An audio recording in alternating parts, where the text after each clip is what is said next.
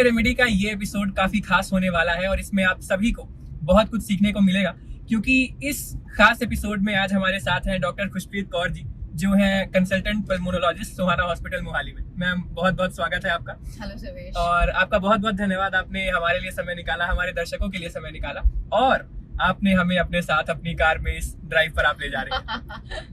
तो आज मौसम काफी अच्छा हो रहा है मैम। इसी तर्ज पर मैं अपने इस प्रोग्राम को शुरू करना चाहूंगा। हम आपको अक्सर देखते हैं एक डॉक्टर के तौर पर, आप पेशेंट्स को ट्रीट करती हैं मंडे टू सैटरडे 9 to 6, पूरा दिन आप पेशेंट्स के बीच में रहती हैं, उन्हें नई उम्मीद देती हैं, उनकी प्रॉब्लम्स को सुनती हैं, उन्हें ट्रीट करती हैं। तो एक डॉक्टर के तौर पर तो हम आपको जानते हैं, पर आज इस प्रोग्राम में हमारा स्पेशल इंटरेस्ट इस बात में रहेगा कि एक डॉक्टर के अलावा आपका जो आपके जीवन के बाकी एस्पेक्ट्स हैं वो कैसे चलते हैं। तो मेरा पहला सवाल आपसे यही है कि डॉक्टर खुशप्रीत का एक नॉर्मल डे कैसा होता है हॉस्पिटल के बाहर? एक आम लोगों जैसा ही होता है। मैं एक्सरसाइज करना बहुत पसंद करती हूँ, इसलिए मुझे हॉस्पिटल से भाग के अपने आप को रिलैक्स करने के लिए बहुत क्रेज होता है। So I every day in the evening I go for a walk. तो डॉक्टर्स भी एक्सरसाइज बिल्कुल जैसे वो प्रीच करते हैं वैसे ही प्रैक्टिस भी करते हैं। आपसे मैं कुछ क्विक क्वेश्चंस पूछूंगा, आपको 2 ऑप्शंस में दूंगा, उसमें से आपको एक चूज करना है। अर्ली मॉर्निंग योगा और cardio? Cardio. Okay. Binge watching Netflix और reading a book at night? Netflix. Books बहुत पढ़ ली है सारी उम्र। हाँ, एमबीबीएस में तो काफी बुक्स पढ़नी पड़ती है। बीच वेकेशन और a mountain retreat? Beach. I am beach loving. NEET UG preparation और MBBS college days? UG preparation. Okay. Delhi winters और Mumbai monsoons? Mumbai monsoons. Delhi winters तो आजकल, और आप तो पल्मोनोलॉजिस्ट हैं, तो अब जब दिल्ली की सर्दियों की बात चल निकली है, तो एक जमाने में कहा जाता था कि दिल्ली की सर्दियां बहुत खूबसूरत होती हैं, पर हाल के सालों में जब हम देखते हैं पिछले कुछ रिसेंट ईयर्स में, तो दिल्ली ही नहीं पूरे देश में बल्कि पूरी दुनिया में जो AQI है मैम, वो लगातार खराब होता जा रहा है। और सर्दियों में तो ये प्रॉब्लम और ज्यादा बढ़ जाती है हमारे देश के अलग अलग कोनों में। तो उस टाइम पर जो न्यूज में खबरें आती हैं कि AQI खराब होने से आपको सांसों से संबंधित समस्या हो सकती है, प्रॉब्लम्स हो सकती हैं, तो क्या सच में ये बिगड़ता AQI इतना खतरनाक है? इसका लोगों के लंग्स पर कोई नेगेटिव इम्पैक्ट आपको देखने को मिल रहा है अपने डे टू डे रूटीन में? बिल्कुल। AQI के खराब होने से हमारी सबकी लंग हेल्थ बहुत खराब होती जा रही है। हमारी इम्यूनिटी सारी डिजीजेस को प्रिवेंट करती है। सो इम्यूनिटी वीक होती है जब AQI बढ़ता है। इतना सारा पोल्यूशन जब आके लंग्स में बैठेगा तो लंग्स के सेल, इम्यूनिटी वाले सेल काम नहीं कर पाते। सो COPD होना, अस्थमा होना, कैंसर्स होना, ये सब उन चीजों की शुरुआत है। सो AQI बहुत कम होना बहुत इम्पोर्टेंट है। जितना बढ़ता जाएगा उतनी आपकी लंग की हेल्थ एट स्टेक रहेगी।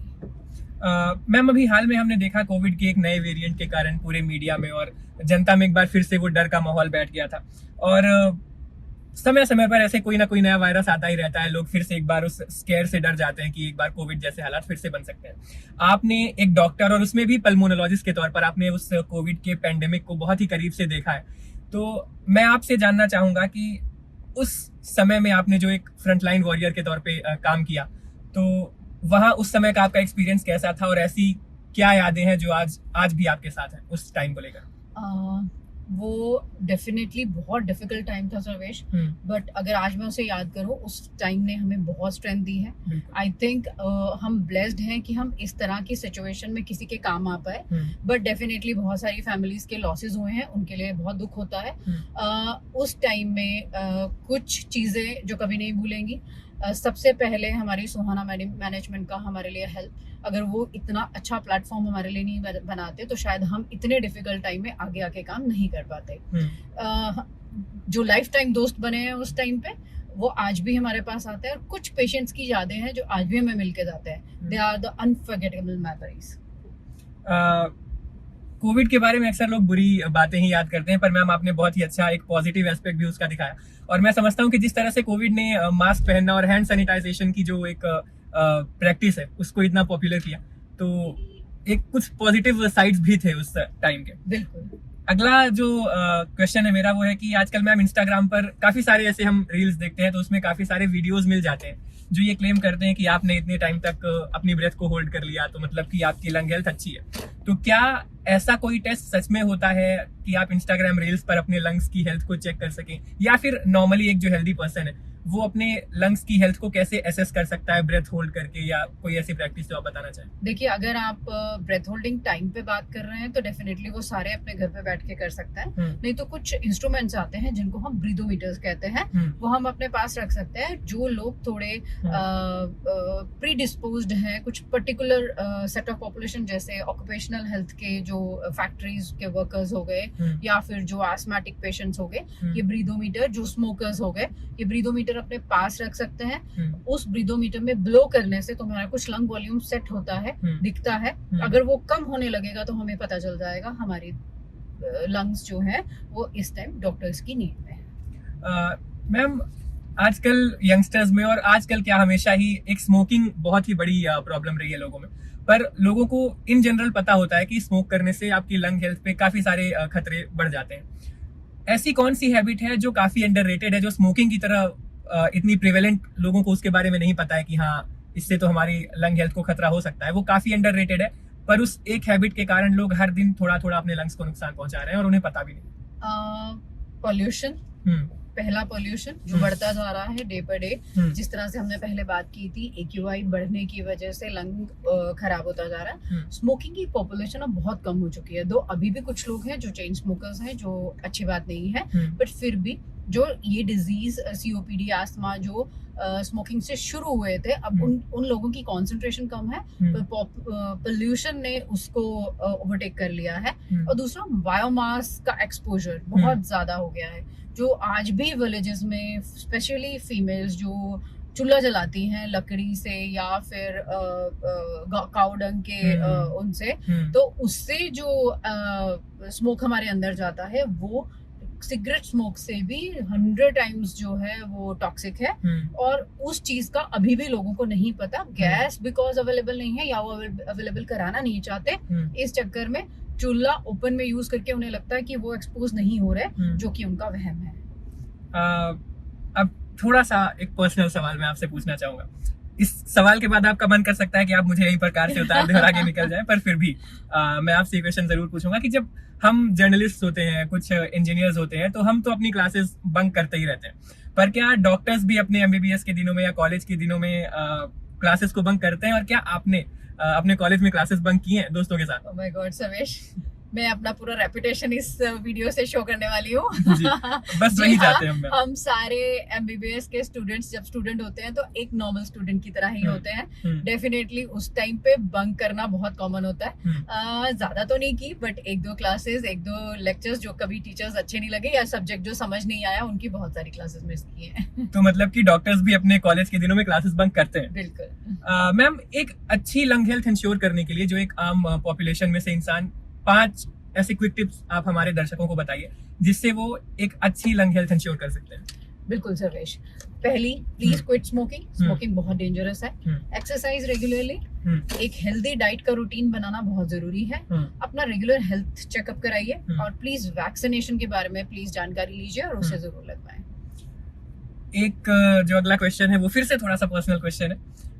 डॉक्टर्स जब पार्टीज या गेट टुगेदर्स में जाते हैं तो उनके फूड मेन्यूज कैसे दिखते हैं? मतलब सिर्फ हेल्दी चीजें ही देखने को मिलती हैं बुफे में, या फिर पानी पूरी, आइसक्रीम्स या ऐसे फ्राइड आइटम्स के स्टॉल्स बिल्कुल बैन होते हैं क्या वहाँ पे? नहीं, बिल्कुल नहीं।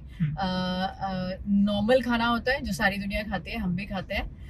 हाँ, टुवर्ड्स हेल्थ हम थोड़े ज्यादा कॉन्शियस होते हैं। इसका मतलब ये नहीं है कि हम लोग नॉर्मल डाइट से परे रहते हैं। पानी पूरी खाना, फ्राइड फूड खाना once a while is not bad, हम सब खा सकते हैं, but definitely at the same time अगर आप एक्सरसाइज कर रहे हैं पर उस डाइट को, नॉर्मल डाइट को मेंटेन करके रख रहे हैं, तो आपको हेल्थ इश्यूज नहीं आएंगे। What is that one food जो आप ऐसे बुफेज में मिस नहीं करती हैं, और अगर कभी भी आपको खाने का मौका मिले, पानी पूरी या आइसक्रीम या ऐसा कुछ भी, तो वो क्या होगा? पानी पूरी, माय फेवरेट। अब हम अपने थोड़े से फन सेगमेंट की ओर बढ़ेंगे मैम।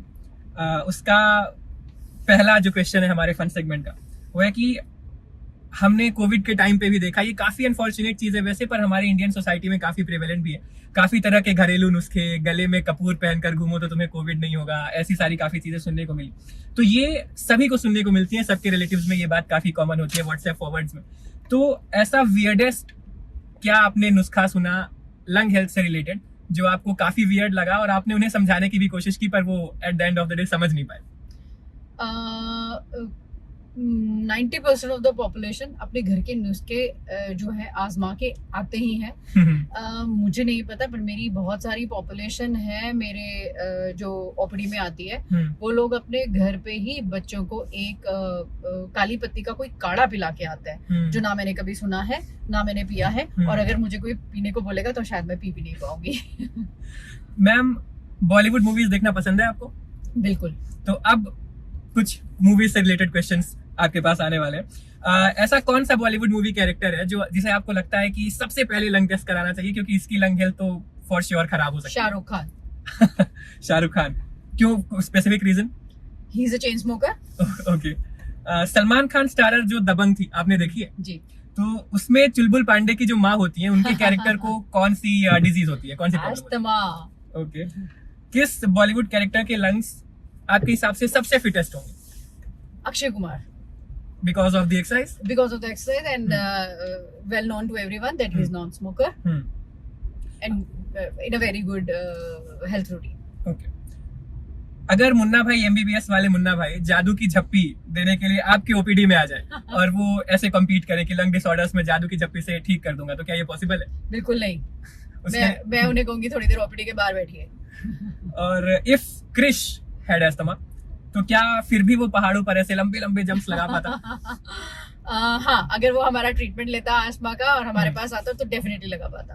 और रेगुलर मेडिकेशंस लेता और घरेलू नुस्खे नहीं लेता। तो thank you so much ma'am, आपने हमें समय दिया और आप हमें आज इस ड्राइव पर लेकर आई और आपने हमारे दर्शकों के काफी सारे सवालों के जवाब दिए। मुझे पूरी उम्मीद है कि इस वीडियो से काफी सारे लोगों को एजुकेशन भी मिलेगी और आपको भी बेहतर ढंग से जानने का मौका मिलेगा। आप ऐसे ही हंसती मुस्कुराती रहें और पेशेंट्स के लिए नई होप बनकर रोज सामने आती रहे। बहुत बहुत धन्यवाद। Thank you so much Sarvesh, thank you.